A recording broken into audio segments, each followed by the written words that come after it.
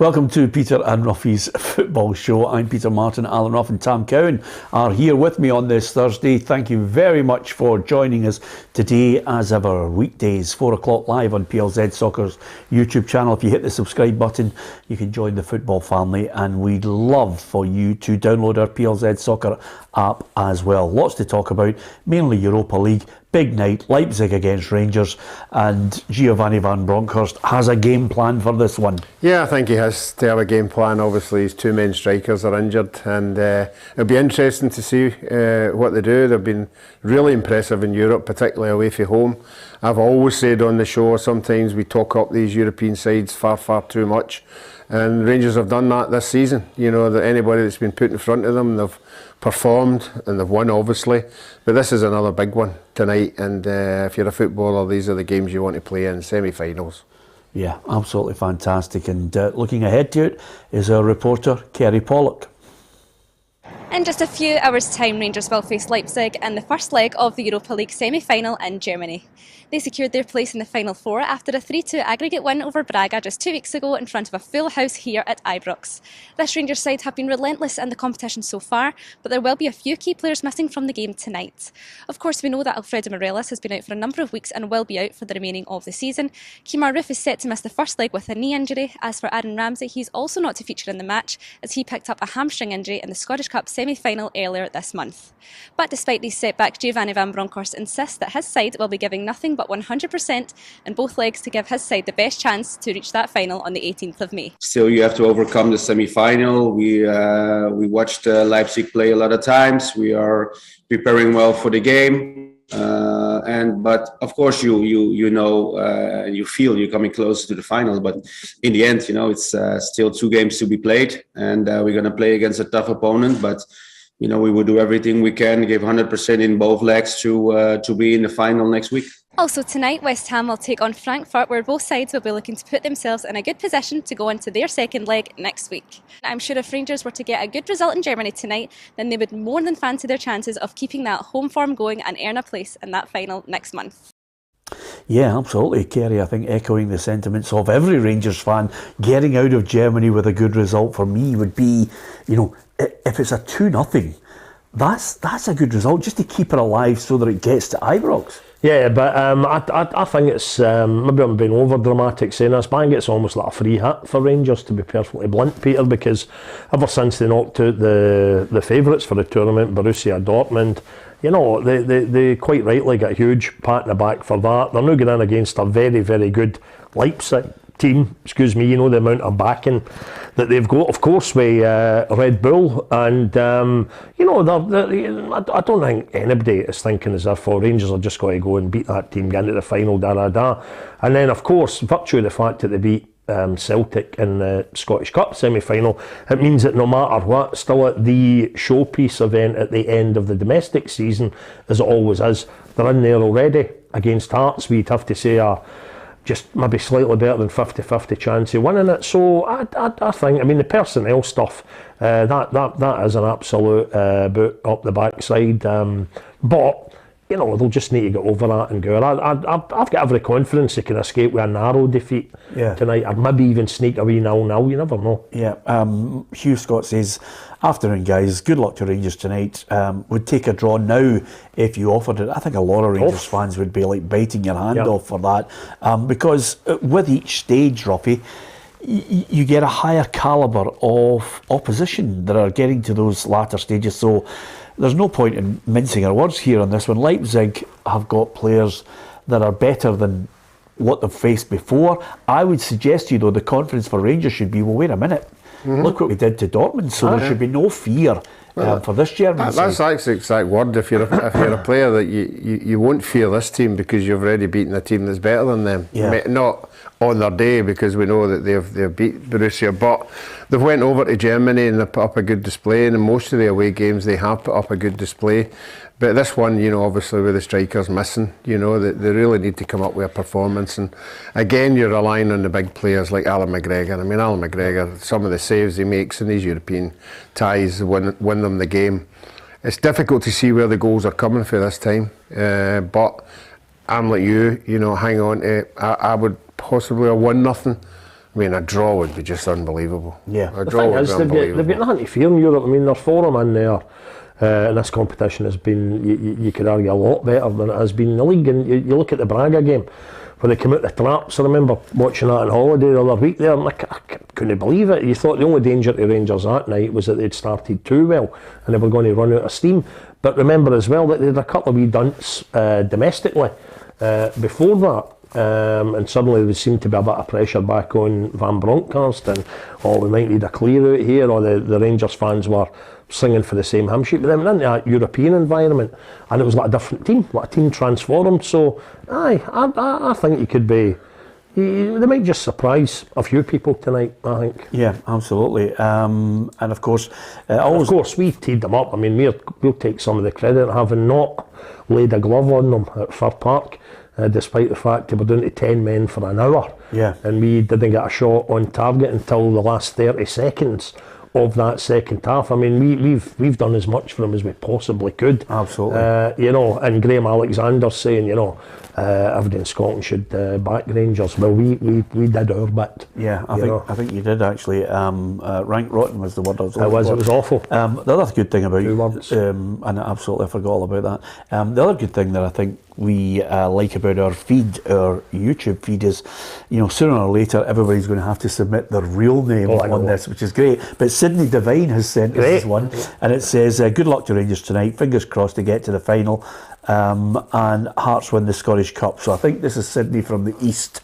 Who's just saying you can have that and get into the final, but you're not going to get the Scottish Sydney Cup SY or Sydney SI? It's good question actually.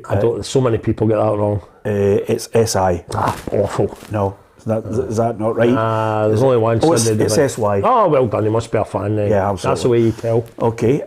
Thankfully, I wouldn't have known. But nevertheless, that game has got difficulty written all over it, because Leipzig have got some really dangerous players that can cause Rangers some problems, and their boss Domenico Tedesco had this to say about the match ahead of facing Rangers. We're aware of Rangers' qualities. They are physically strong and always match their opponents. They are very strong on the wings. They have great individuals. For example, Ryan Kent really sticks out. They eliminated Dortmund, which tells us it all. It's a semi-final. If you achieve this target, you can be sure that you're a strong team. We know that Riff will miss the game. They can play Aribo as a number 10, and they also have Sakala. They have strong players with a lot of speed. And I think you mind the adverts in Radio Clyde? Your Radio Clyde, Tesco, honestly, tiling. Has he got a personal sponsor? Honestly, as soon as I read that, I couldn't stop singing that song. His name, I'm like, where have I heard that before? Yeah, no, it was Tony. It was Tony Tesco, was it not? Tiling. Yeah, it was one of those ones that as soon as I heard his name, I went, I've heard that advert on. Banned, of course, now, in case anybody had a stutter who was listening. The adverts were fine in the 90s, not now. Absolutely. Anyway, apart from anything else, this is a Leipzig side that finished runners-up to Bayern Munich last season, so that gives you an indication of the quality of this side that Rangers are about to face. But what do you think yourself? Can Rangers get to another final? Of course, 2008, Ruffy, you were there. I took your photograph with the UEFA Cup next to you. Have you still got that? Yeah, I've still got the photograph, and I've still got the press handout that we all got. Yeah, absolutely. I got Walter Smith to sign it. I've got it in the house. So you're holding that for the last final auction, aren't you? I'm holding that onto that. And in fact, I think I've got 2 or 3. Did you take 2 or 3? Weasel into a couple of Rangers does. Get as much as you possibly can for it. Ridiculous. Absolutely. Ruffy and I just spotted the whole press pack and all that. Get back here and we can set up a stall in the Barras. Anyway, apart from anything else, my gut feeling here, Ruffy, I know Tam's mentioned there, sneaking maybe. What was it you went for? I think, I'm thinking it may finish 1-0 to RB Leipzig, but this might be the night where my 0-0 comes up trumps. I think I can't see Rangers scoring tonight. And I think 2-0 for, you know, I know you trot out the cliches with all the German teams, and, you know, you think, that makes me think that if they had a 2-0 lead coming to Ibrox, that might be more than enough for them. So I think Rangers need to escape with at least a 1-0, but I'm going to bet. I'll have a bet on the game tonight. You know, I'm otherwise engaged tonight, but I'm going to come home, I'm going to avoid the result. I'm going to come home and watch it, and my money, I normally have 20 quid and a correct score. 0-0. No. I've gone for 2-0 You're Leipzig. taking out the equation that Rangers aren't going to get a penalty then. Controversial. You're always on your way into Rangers doing that. I think in Europe, the way they play, I think they're always got a chance of getting a penalty. You know, a penalty. I think the rules are more. I think the referees are more. Right. How about for Rangers fans watching? Are we getting VAR tonight? Yeah. Hang on now. How about a Rangers? A Rangers fan that's watching the show right now, how about getting in contact with that stat about Rangers and penalties? You know, for a start, I think they've had something like 1 penalty in the past, is it 12 or 16 games against Celtic? Yeah. And I've just said they always get penalties against Celtic. And there's another stat, you know, and as I keep arguing, this is the fairest minded thing I've ever said about Celtic and Rangers when everybody goes on about penalties and all that. Statistically, Celtic and Rangers in domestic football get into the box more than the likes of teams like Motherwell and St Mirren, and you can't get a penalty unless you're in the box, and that's why they tend to get more. That's nonsense again about referees and bias and all that. It is absolutely bonkers. No, the reason I'm saying a penalty is because I just feel in Europe the referees are more stringent in that handball. No, they seem to interpret it. Doesn't matter what you're doing with your hand. If it hits your hand, it's a penalty. Yeah. Well, you only have to look at what happened in the Man City game. Yeah. You know. So listen, there's no getting away from it. It doesn't really matter whether there's, you know, it matters if they get a penalty. Great. And again, referees union again. What about a tremendous bit of advantage played with the referee? Yeah, in the Man City game, absolutely. Excellent, wasn't it? Just, you know, it could have been a foul. And there's guys. There must be. How many guys in any of these teams nowadays would probably fancy their chances of scoring for where that free kick would have been, but he waved it on. Still a lot of work to be done. But bang, what a finish by the boy. Absolutely fantastic. It always helps if you get technically gifted players that can do that. But nevertheless, we'll talk about that game, Tam, shortly, because it's certainly up there as one of the. I'm spending on it. That's so I've got on it. No, well, it's one of those great European games that you never tire of watching. But nevertheless, I've gone for 2-0 Leipzig, Ruffia. I just get the feeling that Rangers are hampered by the loss of key players. It won't necessarily affect them, you know, in the middle. Ramsey, I don't think, is integral to the way Rangers have built their success anyway. But I just feel as if they'll find it difficult to score, and I think they might be up against it. And 2-0 for me still keeps it alive for the second leg. 2-0 doesn't keep it alive for me. Oh no. No, because I think Rangers will lose a goal at home. Oh. You know, so I'm going to go for 1-0. Right. A good defensive performance. I've already touched on Callum McGregor. Back four have been really solid, and the midfield. So it's all about me is just containing them, you know, and trying. I think they'll score, but the later the better. And if they come away with a 1-0 defeat, I think that would be a good result. Just remind me the Dortmund score, was it 4-2 or something like that? Yeah. I mean, who saw that coming? Aye. No, exactly. No, absolutely. And Leipzig, they're beyond Dortmund in the Bundesliga, is that correct? No, they're third.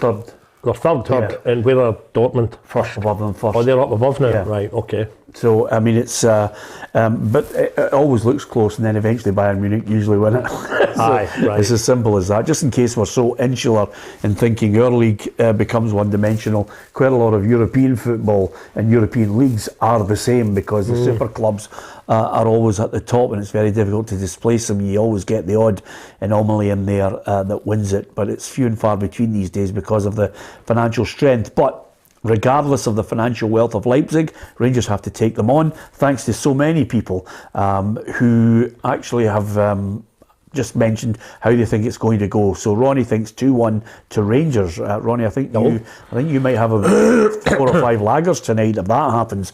Quite a lot of Rangers fans, quite a lot of them optimistic about getting some kind of positive result on this. So we wait to see, but it certainly would be an amazing feat from 2008 all the way. Yeah. That always helps as well. And even I think they get the neutral section place that was set aside. Yeah. And Leipzig gave the Rangers fans the tickets for that. So I know being good voice, all German beer always helps, of course. Yeah, absolutely. So I'm looking forward to it. I think I had a few of them last night, Tam. We'll talk about that in a minute. West Ham, Frankfurt.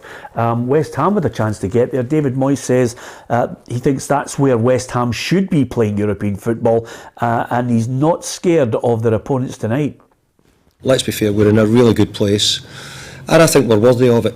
I think, like beating Liverpool at home, like beating Tottenham, like beating Chelsea at home, shows that certainly when we're home patch on our day, we could be a good match for just about any team.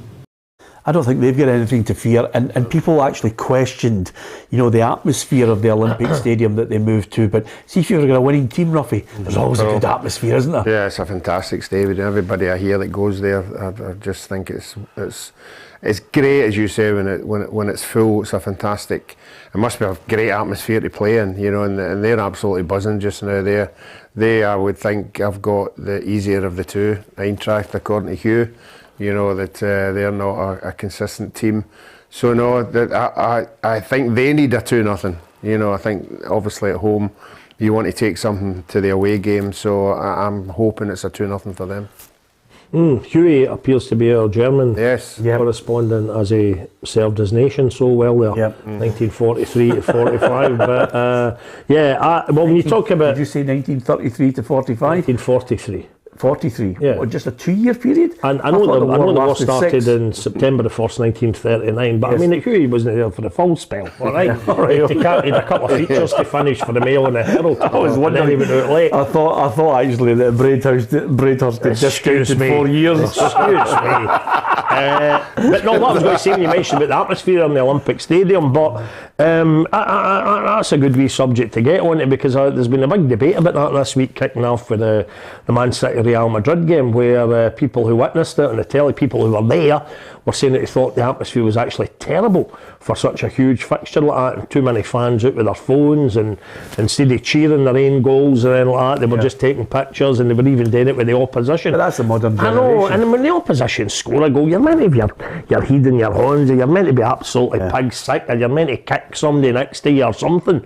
You're not meant to just get the photo out, the camera out, and then in sheer adulation take pictures. And you were even saying it last night, you've heard Anfield in better voice than you did last night, I mean, I've witnessed some really, really brilliant nights at Anfield in some games that I've been to, but I have to say, Ruffy,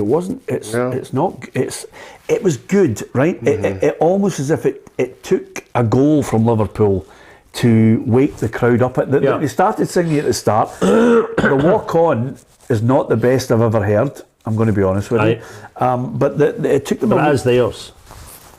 I'm listening. Who cares who owns it?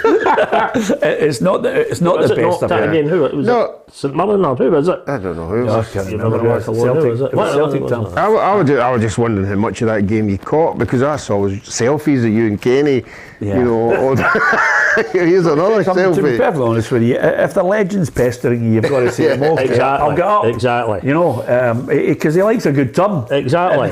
So he come up and he's giving his big licks, and so they're not clearly not happy with you. No, I know. Because I'm a bandit at the golf. He just basically said that Ruffy cheats on his score for his handicap for golf. So Kenny, as you know, is a really good golfer. Was not happy with you. So I'm surprised about the atmosphere at Liverpool, because Liverpool's notorious for that atmosphere.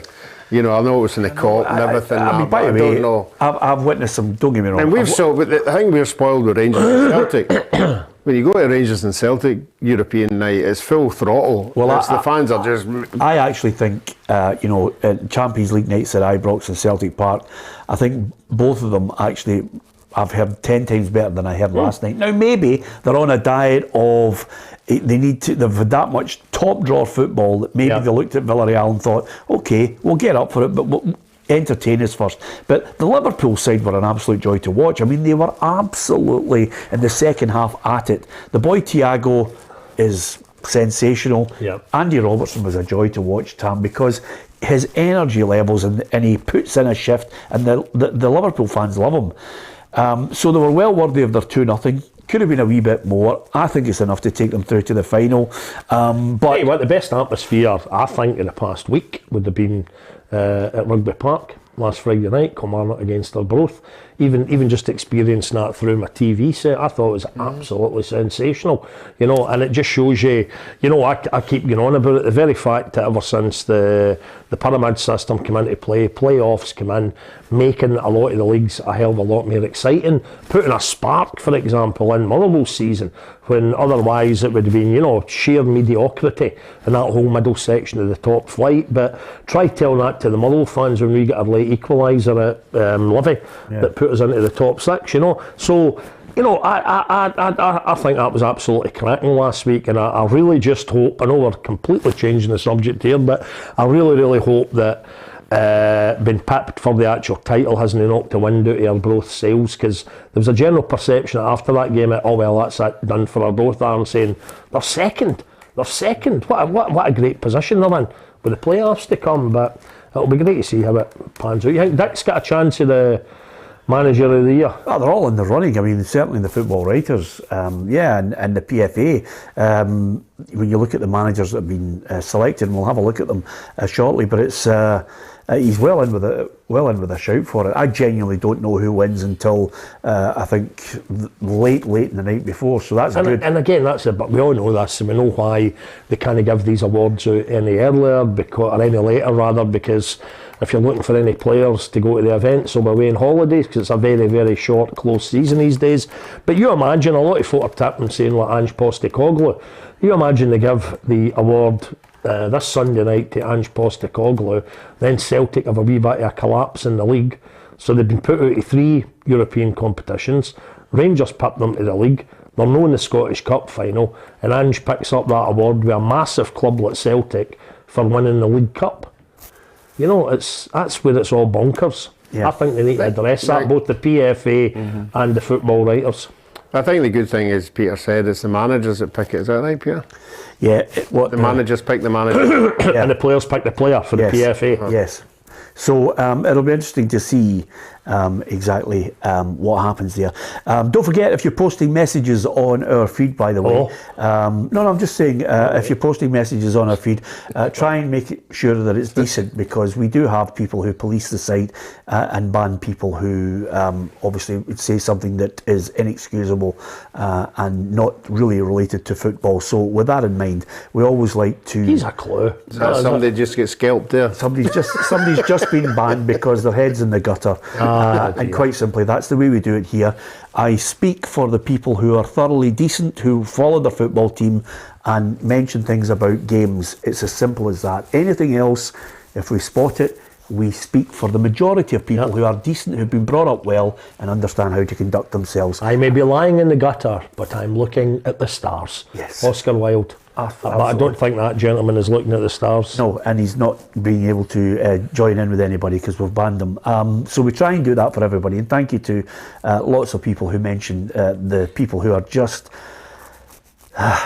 unbelievable. Anyway, it makes you. It makes you one wonder. Person particular who was on the go at. Yeah, let's crack on. No, you two don't worry about you two. All right, it was you. I'll tell you one. No, it wasn't me either. I'll tell you one thing about last night, Ruffy. The hospitality at Liverpool. Sensational. Now I know why you like a starter, a main course, and a suite. I think it's a big part of the game now. Everybody talks about hospitality. I know sometimes you've got to pay through the nose for it. Sometimes you get it free at big nights. With your pal. Please don't you lecture me. Give me a sense of it, because the only time I did this, I've told you before about the only time I went to, and we had good fun went to radio because I was getting jabbed with, we know you really support. I went to Celtic against Barcelona, whatever it was, 4 or 5 years ago now, simply because, and I've told you this before, I wanted to see Lionel Messi in the flesh, and I thought this is probably the best chance I'll get. At the time it was Ford, one of the major sponsors of the Champions League. My wife, a bit like Ruffy's missus now, was doing a member of the Scottish Car Writers Association, and tickets became available. I went to Celtic Park for one of those nights, and I get into, I think it was called the Champions Lounge. Yes. Right, I think Tom Boyd was the host. And you know what? The best thing I said about it, although I prefer doing the way I go to Football and just being with my pals and that's that, no having to put a pair of flannels on to go and watch a football, right? But when we went in that night, and I want to hear all about it at Liverpool, because I think fans love hearing this stuff. Everywhere you were that night, the minute you take a sip out your drink, you're chatting to somebody, how you doing? And by the time you turned your head, somebody had topped you up and all that, an array of food. Guys walking about with proper chef's hats, looking as if, So what was the best thing last night? What summed it up? There's an ice badge of Liverpool and an ice badge of Villarreal. The food was fantastic. The drinks there, full flowing. But everywhere you looked, John Barnes, Phil Thompson, great. Ian Rush, Brilliant. Dalglish. It was like legend after legend all over the place. Who was the best? Is that one? Like somebody you knew was somebody, and you just took a wee second to place him because he's aged a wee bit or whatever. Jimmy Tarbuck. Was that? Aye, he was. Aye. I saw him walking. And I thought that's Jimmy Tarbuck. It was unbelievable. And generally at these games you get a wee gift. Yes. What was the wee gift? I haven't opened it yet, actually, right. Ruffy, but So it's not just one, it's a whole box of it. Wow. The scarf, the gift, the programme, and the programme, because they are known as the Yellow Submarine. Yeah. The front of the programme is the Yellow Submarine from the Beatles. The whole thing, it was absolutely fantastic, Ruffy, honestly. What a much a match programme is for the game like that. Oh, that's all right, isn't it? Fiver was all right. Fiver's yeah. all right. Interestingly enough, the game livened up in the second half, don't get me wrong. And Liverpool fans, I'll tell you one thing about them, which I thought was fantastic. They had about 7 or 8 different songs, but it was all about their team. It was all about cheering their team, and they'd rejigged the words of "I'm in love with her and I feel fine" to having Jurgen Klopp as their manager, and it was fantastic. And I'll tell you, we could take a leaf out of their book. There are some, and I know there are some unsavoury songs that some people do sing in English football, but last night I heard 6 or 7 songs, and if it wasn't about Thiago, it was about Jurgen Klopp, and there were so many different songs, and of course they'd sing "You'll Never Walk Alone." You know what, there are other great alternatives, because when folk tend to, they'll obviously tar Celtic and Rangers fans with the same brush here in terms of sectarian songs and that, but I wish I could remember the popular chart hit that the Rangers fans in Germany, it's been all over social media for a song about Lundstrom, and they've got a song about him that's to the tune of, you would be able to see it right now if anybody wants to look it up on social media, contact the show, but that was a great song. And it wasn't anything that Graham Spears famously would get into a wee tizzy about. He's been a crusader against all that stuff for years, but that was the sort of stuff that you like. And you know what I liked as well, see, in terms of rivalry with Celtic and Rangers, which is very, very venomous just now. But see, instead of going down that sectarian road, I saw a great wee idea, and I thought, well, that's a bit of good, harmless fun, but still with an element of get it right up you. The way that Celtic fans were laughing about Rangers putting up the big Old Firm tunnel in that last game, because Celtic don't want to call it that, it's a Glasgow Derby, but Rangers are the Old Firm, and they had it everywhere. Celtic are saying that their club would be missing a trick on Sunday if they don't have a tunnel that the Rangers players have to walk out and start just with cinch. You see if they're able to come out, get a ladder up and cover it and take. But see, that sort of rivalry and badgering one another, that is great, but see all the shitty stuff, it's like, who can be annoyed with it? Absolutely. And the story that I told you, 2 days ago on the programme, suddenly is the back page of the Daily Record today. That the story of Cinch and how that deal is in serious jeopardy. For everybody else, absolutely, it's a real worry. Certainly is. Of I course, take it you scanned all the papers for your last week when I was on Neil Lennon stuff. Did a lot of them pick up on it? Yes. Did you always get the PLZ mentioned? Yeah, the Sun and the Daily Record are usually really good with mentioning it. Some of the other papers leave a lot to be desired, but listen, let's not get precious about it. At the end of the day, we're all trying to survive in a very difficult industry, and I think a lot of us, last thing. And credit you, friend. Neil Lennon was great, but I actually thought the questions were better than some of the answers. Yeah, you're playing honestly, you're heading the full interview. The full interview is on. You're heading for a doing. Anyway, apart from anything else, Liverpool. You're such a noise up. Liverpool defeated Villarreal 2-0. I think it's a good result, 2-0. But the tie's not over yet, according to Jurgen Klopp. We know we go there and will be a tricky atmosphere for us. Obviously different to tonight. These players who saw that tonight, this coach, they fight for it with all they have. What I like that everybody could see, we fight with it with all we have, and it's always the same. If they beat us with a result, but give them to brings them to the final, then they deserve it. And if not, then we deserve it. That's how the competition is. Yeah, listen, he's just signed a new deal, Ruffy. I think it's to 2026, which is fantastic.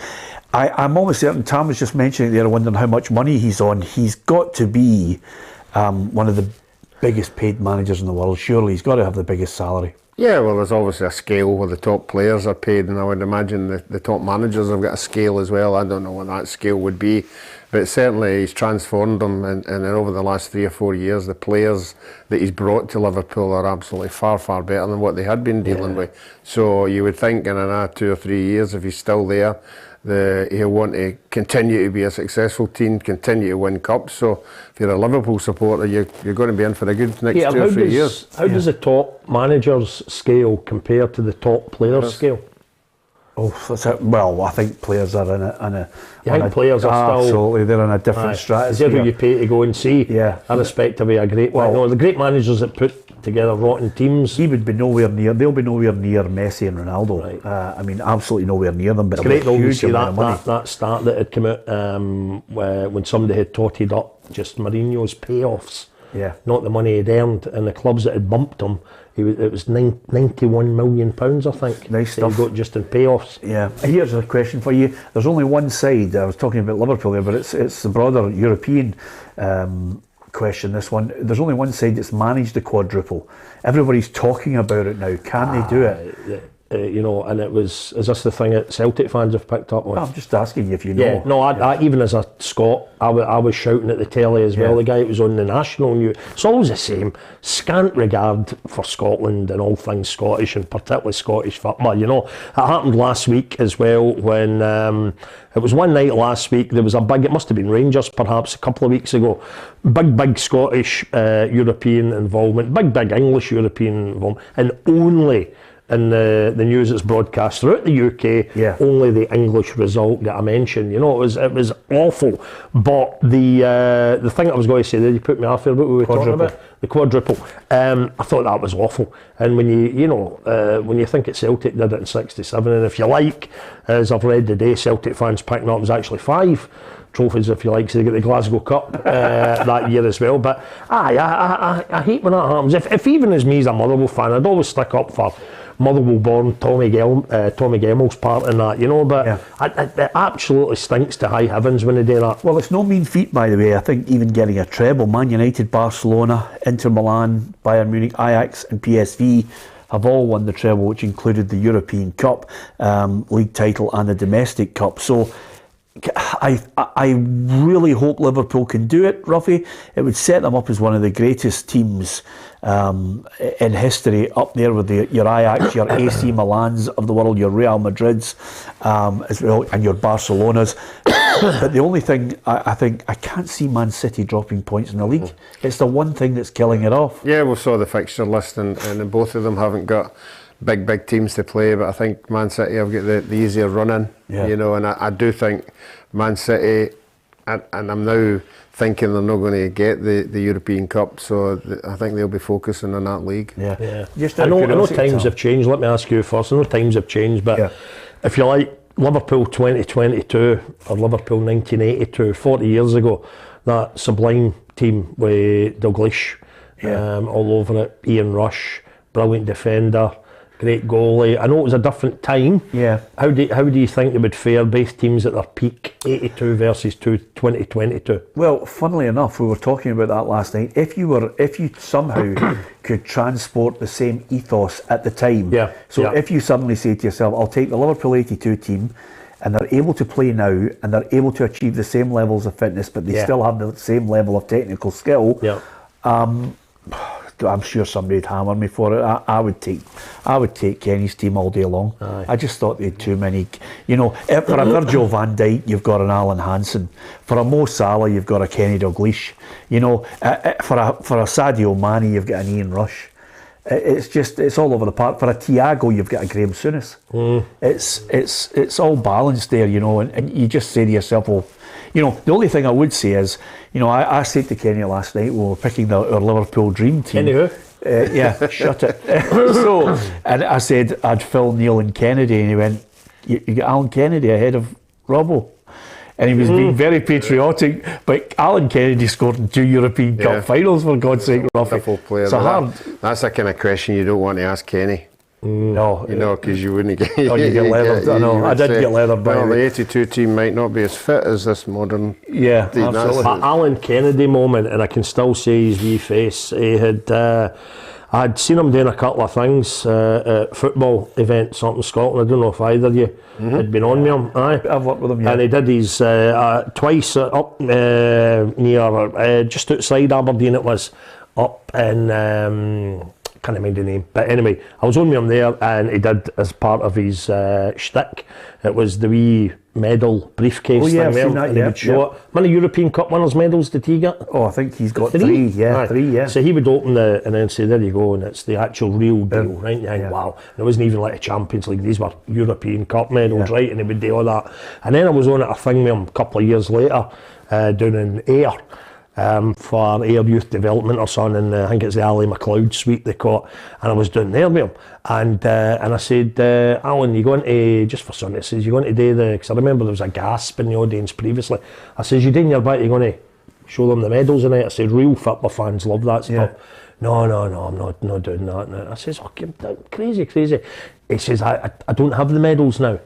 And I says, how no? I got divorced. that was it.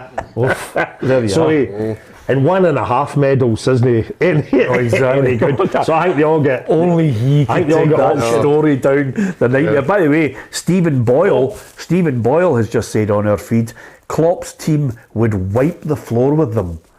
I think he's gone with modern footballers and fitness and all the rest of it. Don't worry, Tom. Happy 13th birthday to you, Stephen, when it comes. That's absolutely fantastic. Ian Docherty says Kennedy was better than Robertson. Listen, it's the joy of seeing this team now, and the joy of living through what I consider was a great Liverpool side as well. Yeah. The other point here, from just briefly now, because we're running out of time, Karim Benzema, Ruffy, a penalty. I mean, the Panenka was magnificent. Yeah, I mean, everywhere he's been special, you know, and we keep saying that these nights are special nights for special people, and the special people don't let us down. They always come up with something. Yeah, and but at 4-2, it's such a crucial one, and Benzema just walks up there, Tam, and the pressure of that game, and just. Well, the bottom line was it was still the first leg of a 2-leg game. Jim McIntyre did it when it was a final. That was it. He was going to get a chance to redeem himself on a second leg. So I would say Jim McIntyre's still up there for your Panenkas. Yeah, I would say, and correct all of you and say, Panenka is there at the top. Aye. Because did he ever do one? Aye.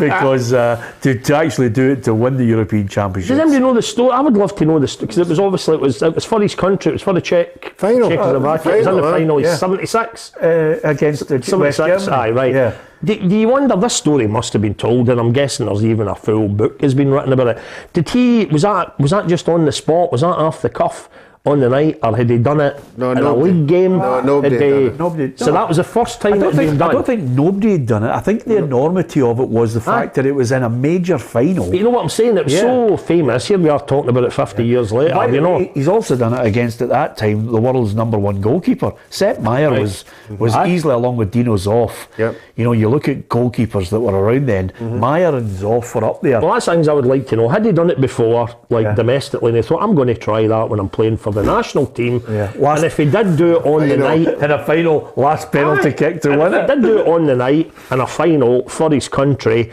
had he thought about that when he was lying in his kit the night before the game? If we get a penalty, I'm going to try that. Or did he even maybe just think about it in the run-up? I'd love to know the story. Find that out for me for next week. I will do. I'll buy the book. Is he still alive? Yeah, on the show. Yeah, absolutely. Ruffy, could you organise the flights? The weekend is going to be absolutely brilliant, because we've got not only the PFA Player of the Year awards, which hopefully now that I've reminded Tam that he's actually got a seat at the table. We'll get the old dinner suit out, but there's also some tasty games that I'm really looking forward to. Here's the fixtures, and here's what we can look forward to over Saturday and Sunday.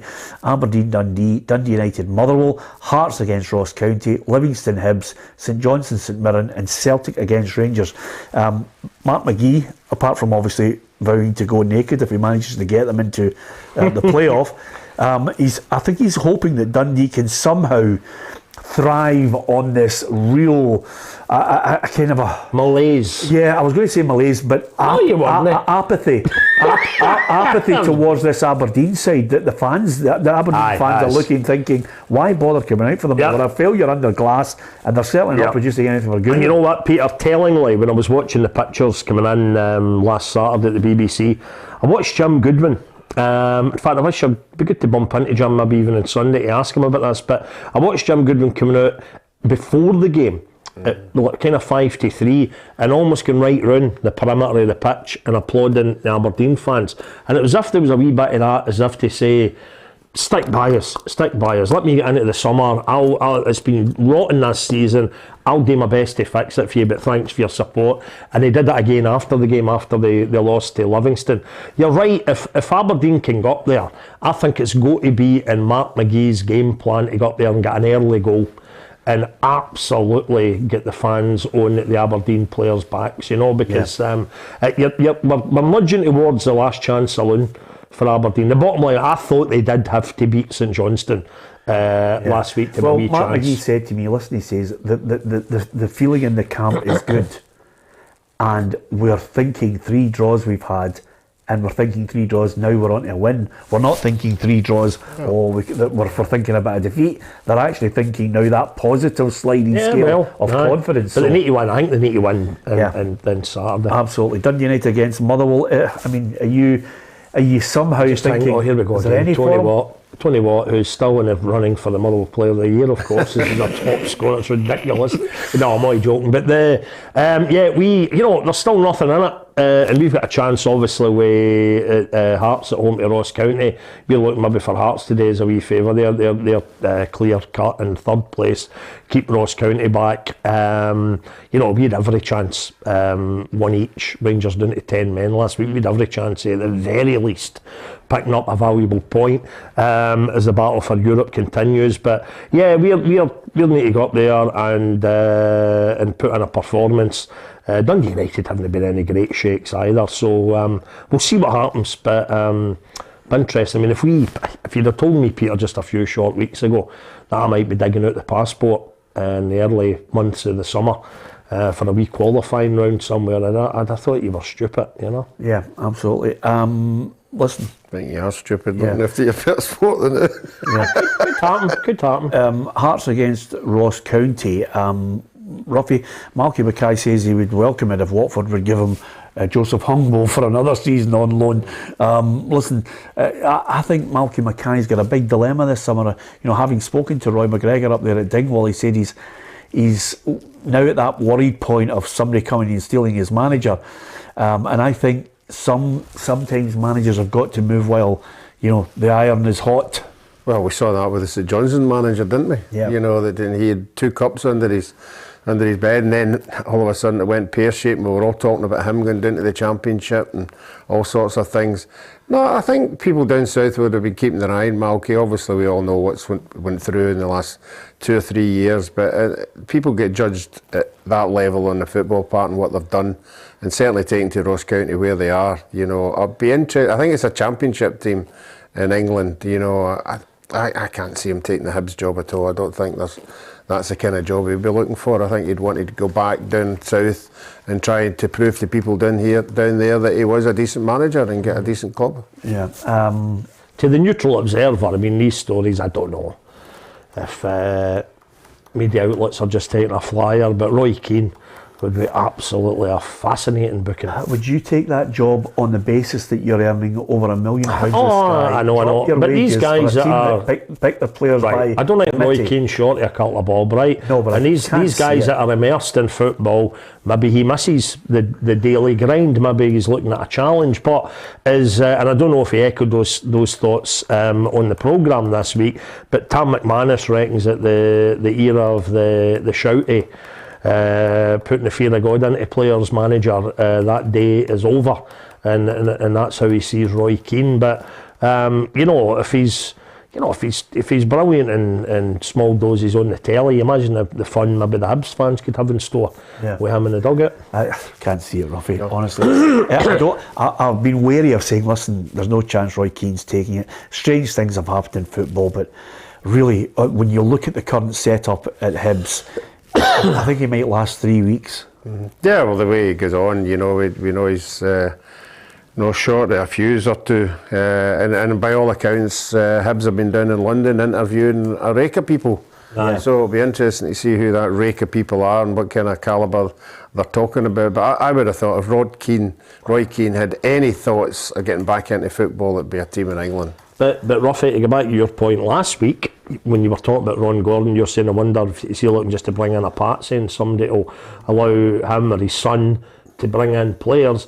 I think you would be absolutely buoyed if you were a Hibs fan with the booking of Roy Keane, because there's no way Roy Keane would agree to a set-up like that. So I think the minute you saw him being unveiled with a club blazer on, you think, right, he's definitely the man in charge. Yeah, absolutely. Livingston Hibs, can you imagine Roy Keane walking out at Almond Vale at the Tony Macaroni Arena? Welcome, Roy. And by the way, did they not pick up a pension by appearing at Broadwood Stadium? Yes, absolutely. As a player, yeah. But even that was a sham, to be honest with you.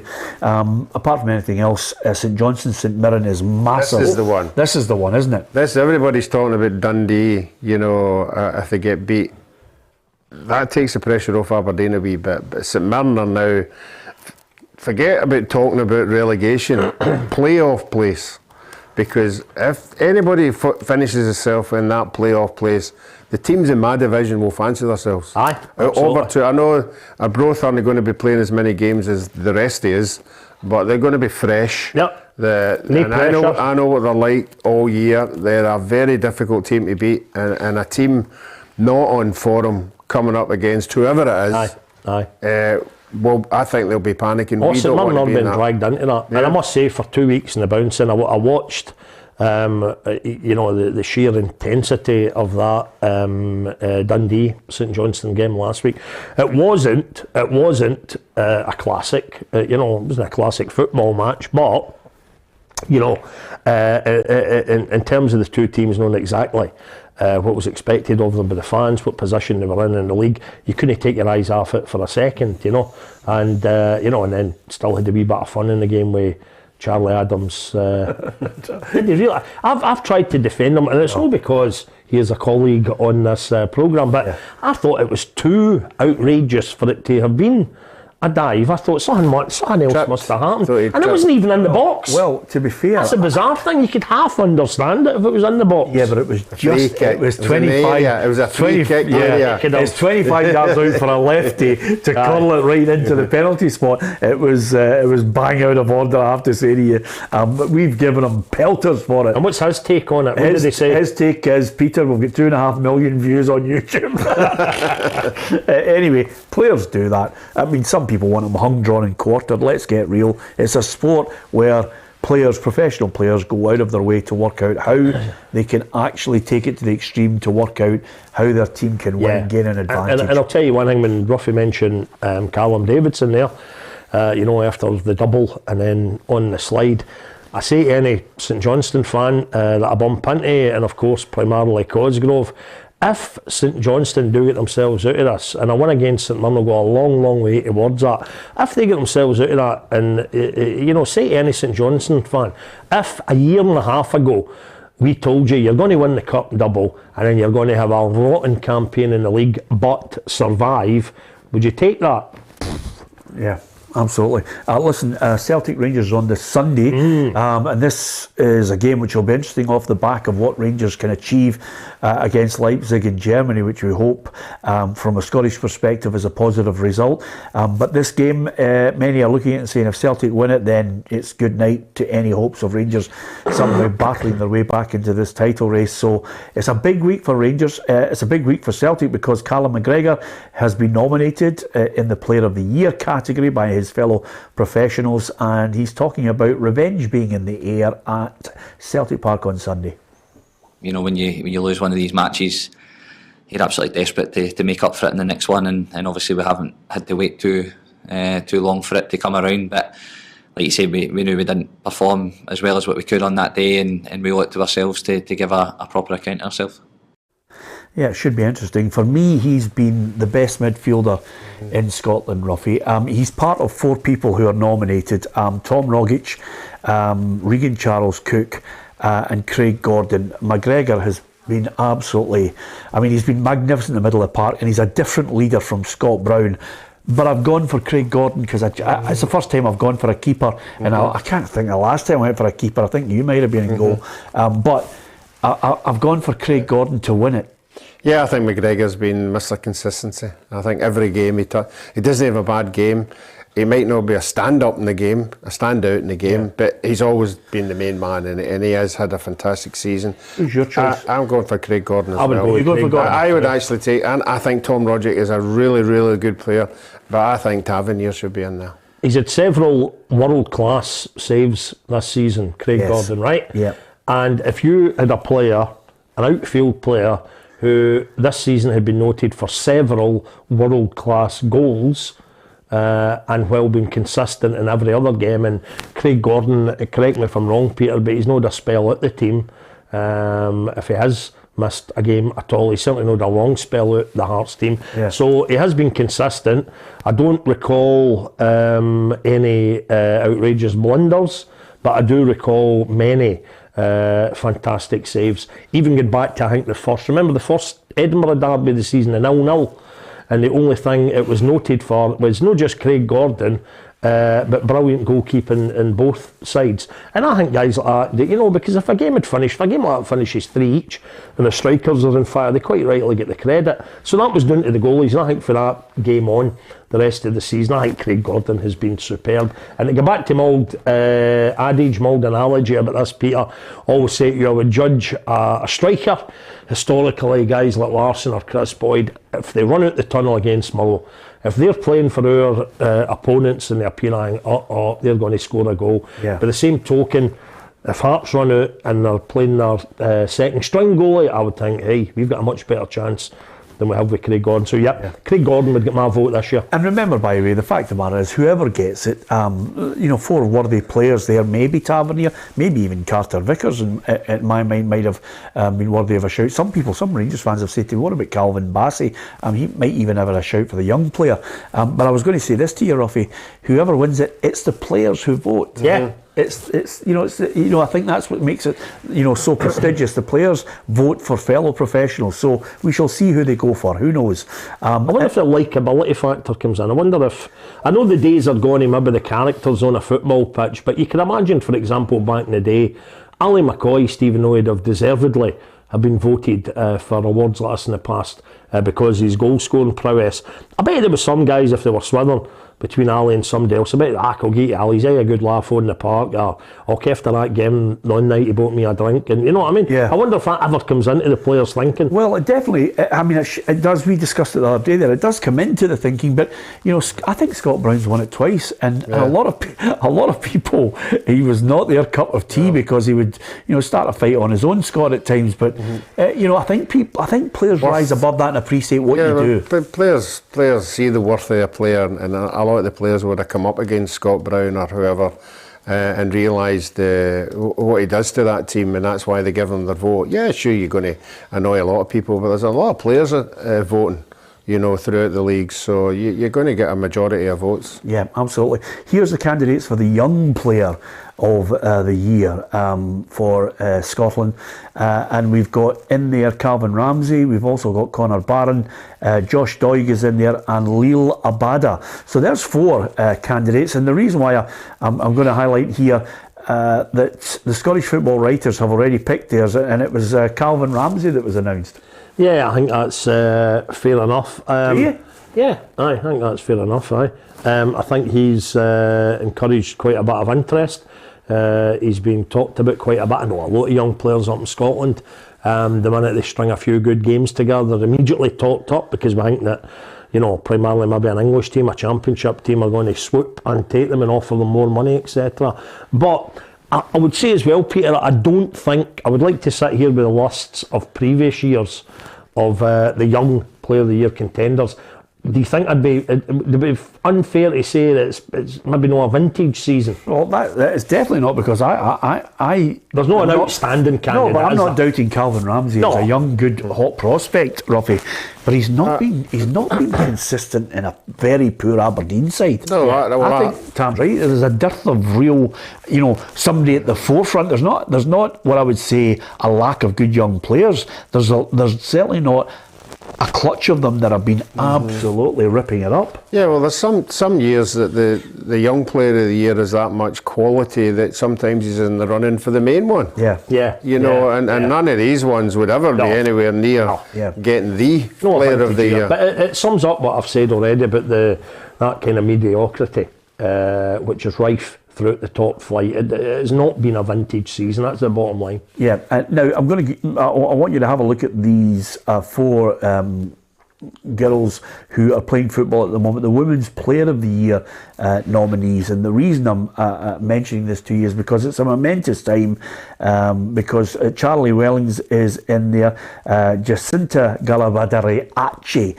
is also in there, and also Priscilla Chinchilla and Lizzie Arnott, because they've all come under the umbrella. I know which two the engraver doesn't want to win. Well, I mean, at the end of the day, I think it's great that the women's game is now under the PFA umbrella as well, and I think it's going to be a welcome addition on Sunday, Ruffy. I'm really looking forward to it, and I think, when you look at Wednesday, when all the girls were out there being interviewed, there was an excitement about the way the game's going now. Mm-hmm. Yeah, then I have to say, Monday night I always watch the highlights of the women's football every week, and there are stars, and the ones that you've thrown up there, any time I've watched it, they've been absolutely exceptional, in some of the goals that they've scored. And you're right, the women's football has really taken off, and this just capitalises, how far they're moving. Yeah, and the big thing that I think that they will realise is what it's like to get hit with a bread roll when they're sitting at the table. Well, that's equality. We can't have a situation where there's only the guys at this dinner that are allowed to get hit with. But I've been hit with a bread roll myself in the past. I had Bob Malcolm one year. It was a cube of ice. Oh. But sometimes the hotels, you know what it's like, you can get some hotels that do the right big cubes of ice. This wasn't almost the crushed ice. It was a biggie, and see, just to angle it at me, it was quite a salient. Yeah. So the girls have got to expect that. And of course, from your club alone, the one thing that any female player of the year, the last thing they want is to get huckled into the back of a meat wagon and spend the night. The night in a cell. Michelle Higdon.